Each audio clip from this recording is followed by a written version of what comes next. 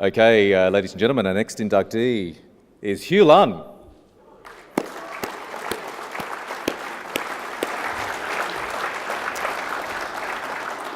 What's it like being a Queensland icon? Well, I get invited down to things like this, which wouldn't normally happen. Feature writing, you've made your career very much as a celebrated feature writer. How important an art is that, and do you see that art dying a bit these days? Well, I've always thought the art's pretty dead. I think that a lot of people don't realise that what the feature writer has to do is tell people something new. And what people tend to do is start telling you all the things you already know. And so I think it's very important for future feature writers to tell us something we don't know. Bit of strong advice there. So many years as a journalist, I recall reading Vietnam, A Reporter's War when I was younger. Do you see that as one of your greatest achievements? Well, it was my first real achievement. And I wrote that book in 1968 when I came back from Vietnam, because 3 out of the 5 journalists in our office were killed. And that was 50 years ago. And I wanted to recall what happened.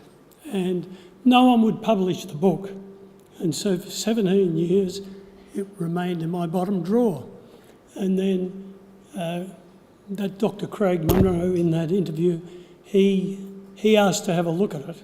And together with his brilliant editing and my memories and writing, we created it, and I called it Gooks and Pink Monkeys, because authors have terrible titles for their books, publishers.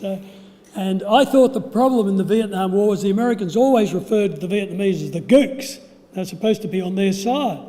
And the problem was, I said to the Vietnamese, what do you call the Americans? And they said, we call them the big monkeys. And I said, why is that? And they said, well, you walk down, they're all girly bars on both sides of Tuzo Street, the main street of Saigon. And because the Viet Cong would roll a grenade in or throw it through the window, they had bars, like big mosquito bars.